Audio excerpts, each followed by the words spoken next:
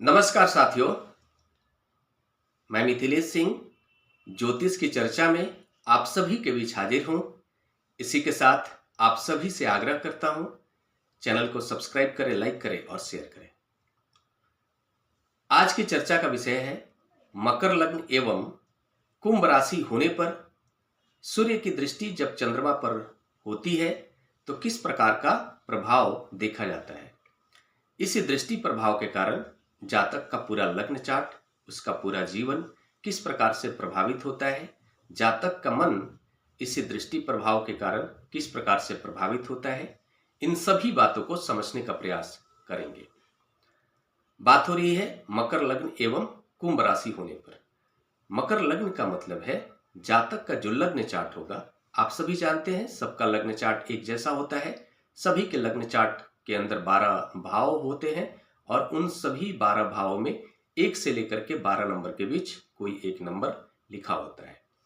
अगर पहले भाव में, पहला भाव कहते हैं ऊपर की तरफ जो बीच का जो भाव होता है, जिसको हम लोग घर भी कहते हैं, पहले घर के अंदर या फिर पहले भाव के अंदर अगर 10 नंबर लिखा आएगा तो हम मानेंगे कि जातक का जो लग्न चार्ट है मकर लग्न का चार्ट है। साथ में जातक की राशि कुंभ राशि तब मानी जाएगी जब चंद्रमा जहां पर 11 नंबर लिखा आएगा वहां पर चंद्रमा विराजमान होंगे। तो इस प्रकार से पूरा जो लग्न चार्ट हो जाएगा मकर लग्न एवं कुंभ राशि का लग्न चार्ट है, ऐसा कहा जाएगा। मकर लग्न के चार्ट के अंदर 11 नंबर राशि बनेगी, दूसरे भाव में वहीं पर चंद्रमा विराजमान होंगे और साथ में चंद्रमा के ऊपर सूर्य की दृष्टि तब होगी जब सूर्य अष्टम भाव में 5 नंबर राशि बनेगी। 5 नंबर राशि सिंह राशि होती है। सूर्य जब स्व राशि होकर अष्टम भाव में विराजमान होंगे और वहां पर बैठकर द्वितीय भाव पर अपना दृष्टि प्रभाव डालेंगे, साथ में चंद्रमा के ऊपर भी अपना दृष्टि प्रभाव डालेंगे। ये संपूर्ण परिस्थिति किस प्रकार का प्रभाव देगा, इसको समझने का प्रयास करते हैं। आप सभी जानते हैं मकर राशि के स्वामी ग्रह शनि होते हैं, इसलिए जातक के लग्नेश शनि होंगे। हमें कहेंगे कि जातक की जो मूल पर्सनालिटी होगी वो शनि के प्रभाव में रहेगी। मकर राशि स्त्री राशि के अंतर्गत आता है और साथ में जो है कि मकर राशि पृथ्वी तत्व राशि के अंतर्गत आता है। मकर राशि हमें कहेंगे कि ये मकर राशि के जो लोग होते हैं ये चर राशि के अंतर्गत भी आता है। इसलिए हमें कहेंगे कि जो मकर राशि का जातक होता है गंभीर होता है, साथ में परिस्थितियों के अनुसार थोड़ा सा जो है डिफेंसिव होकर के खेलना उसके स्वभाव में होता है। सेविंग का स्वभाव भी उसके अंदर देखा जाता है। हाँ, यह जरूर है कि चर राशि के अंतर्गत आने के कारण जो मकर राशि का जातक होता है एक काम को करते हुए बोरियत फील करता है। उसके मन के अंदर बदलाव की स्थिति को देखा जाता है। उसको थोड़ा सा जगह का बदलाव भी पसंद होता है। जैसे वो बार बार थोड़ा सा घूमने में भी इंटरेस्ट रखने वाला होता है। साथ में जो मकर राशि का जातक होता है महत्वाकांक्षा भी होता है। साथ में शनि के प्रभाव के कारण जिद्दी होता है, जुझारू होता है, स्पष्टवादी होता है, मुखर होकर के अपनी बात को रखने वाला होता है। समाज में जब भी कुछ गलत होता है उसके खिलाफ आवाज उठाने वाला होता है। ये सारे गुण जातक के व्यक्तित्व में समाहित होंगे। शनि के लग्नेश होने के कारण मकर राशि बन रही है जातक की लग्न के अंदर। मकर लग्न का जातक होने के कारण ये सारे गुण जातक की पर्सनालिटी में देखने को मिलेंगे। साथ में जातक की जो राशि माफ कीजिएगा मकर लग्न एवं कुंभ राशि पुरुष राशि के अंतर्गत आता है। पुरुष राशि के अंतर्गत आने के साथ साथ हमें कहेंगे कि ये वायु तत्व राशि के अंतर्गत भी आता है। तो जो कुंभ राशि के जो लोग होते हैं थोड़े से उनके अंदर इम्यूनिटी पावर भी कम देखी जाती है। उनके अंदर थोड़ा सा एग्रेसिव, हम ये कह रहे हैं कि डिफेंसिव ना होकर के वो थोड़ा सा फ्रंट में रह करके खेलना उन्हें पसंद होता है। थोड़ा सा जो है कि पीछे की चिंता ना करके जिंदगी में आगे बढ़ने का स्वभाव उनके अंदर देखा जाता है। तो कुल मिलाकर के यहाँ पर जो कॉम्बिनेशन बन रहा है, एक तरफ स्थिरता और दूसरे तरफ अस्थिरता की स्थिति का कॉम्बिनेशन देखने को मिलेगा। तो हम ये कह सकते हैं कि दोनों के बीच का एक संतुलित व्यक्तित्व जातक की पर्सनालिटी में आ जाएगा। साथ में जो जातक की जो राशि बन रही है, जातक की राशि बन रही है आपको कुंभ राशि, और कुंभ राशि के स्वामी ग्रह भी शनि, यानी जातक के लग्नेश के साथ साथ धनेश भी शनि ही है। तो धनेश जब शनि बनते हैं तो एक बात मान लीजिए कि जातक को खासकर नैतिक तरीके से ही धन अर्जित करने का प्रयास करना चाहिए। अगर वो अनैतिक तरीके से धन को अर्जित करने का प्रयास करता है तो शनि को यह बात पसंद नहीं होता है, क्योंकि शनि न्याय के देवता है। तो इसके कारण जातक को कभी न कभी उसे फंसाने का भी काम कर सकते हैं, जातक को दंडित करने का भी काम शनि कर सकते हैं। इसलिए जातक को विशेष इसका ख्याल रखना चाहिए कि धन ज्यादा प्राप्त करने के लालच में अनैतिक तरीके को ना अपनाएं। साथ में चंद्रमा जब द्वितीय भाव में बैठेंगे, और चंद्रमा जो है सप्तमेश होकर के द्वितीय भाव में विराजमान हो रहे हैं। सप्तमेश होना चंद्रमा का यह भी बताता है कि चंद्रमा अपने से अष्टम भाव में जाकर विराजमान हो रहे हैं। चंद्रमा मन के कारक है, तो हम ये कहेंगे कि जातक के मन के अंदर थोड़ा सा जो है अष्टम भाव के जो क्षेत्र है वो उसके मन के ऊपर थोड़े से हावी होते हुए देखे जाएंगे। जातक जल्दी से धन अर्जित करने का प्रयास कर सकता है, लॉटरी सट्टे के माध्यम से, ज्योतिष के प्रति उसकी रुचि देखी जा सकती है, इनोवेटिव माइंडसेट जातक का हो सकता है, रिसर्च की प्रवृत्ति जातक के मन के अंदर देखी जा सकती है। साथ में जातक को अपने माता पक्ष से, माता के सहयोग से धन प्राप्ति के योग की स्थिति बन सकती है। जातक की जो जीवन साथी होंगी उनके भी सहयोग से जातक को धन प्राप्ति की स्थिति बनती हुई देखी जा सकती है।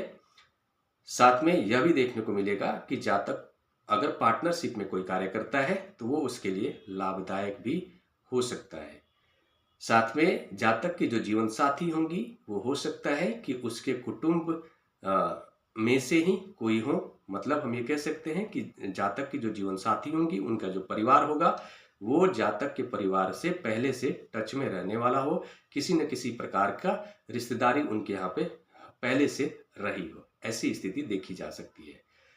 साथ में चंद्रमा जब द्वितीय भाव में बैठेंगे तो जातक की वाणी को बहुत ही मधुर बना देंगे, कुटुंब के साथ बहुत अच्छे व्यवहार बनाकर रखने में अपनी भूमिका निभाएंगे। एक बड़ी बात यहाँ पर यह है कि ये सब कुछ बताया जा रहा है मकर लग्न एवं कुंभ राशि होने पर, लेकिन जैसे ही सूर्य की दृष्टि चंद्रमा के ऊपर हो जाएगी ये सारी परिस्थितियां थोड़ी सी बदल जाएंगी, बहुत हद तक बदल जाएंगी। यहाँ पर यह भी देखने को मिल रहा है कि सूर्य जो है अष्टमेश होकर के और अष्टम भाव में ही विराजमान हो रहे हैं। तो हम ये कहेंगे कि जातक का जो अष्टम भाव है वो मजबूत हो गया। अष्टम भाव मजबूत होने का मतलब यह होता है कि हम ये कह सकते हैं कि अष्टम भाव के जो क्षेत्र हैं जातक की पर्सनालिटी में ज्यादा देखे जाएंगे। जातक ज्योतिष विद्या के प्रति, सट्टा मार्केट के प्रति, शेयर ट्रेडिंग के प्रति, शेयर मार्केट की जानकारी रखने के प्रति, शेयर मार्केट में काम करने के प्रति, रिसर्च की प्रवृत्ति, यह सब कुछ जातक की पर्सनालिटी में ज्यादा आ जाएंगे। और एक बड़ी बात यह भी देखने को मिल रही है कि अष्टमेश की दृष्टि भी चंद्रमा के ऊपर, चंद्रमा मन के कारक, हमारे पूरे व्यक्तित्व को कंट्रोल कौन करता है? मन ही तो करता है। और मन के ऊपर अष्टमेश का प्रभाव, अष्टमेश के नियंत्रण में एक प्रकार से हम कह सकते हैं कि सूर्य मजबूत होकर के चंद्रमा पर दृष्टि प्रभाव डालेंगे तो चंद्रमा ज्यादा प्रभावित होंगे, अष्टम भाव के जो क्षेत्र हैं ज्यादा प्रभावित होंगे।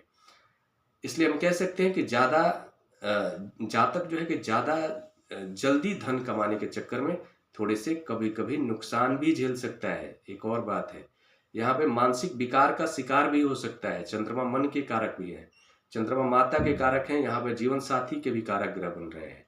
तो इसके फलस्वरूप ये सारे जो क्षेत्र हैं वो जातक के नकारात्मक रूप से प्रभावित हो सकते हैं।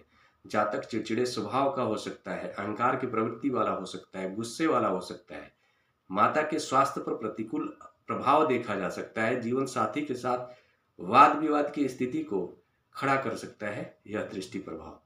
साथ में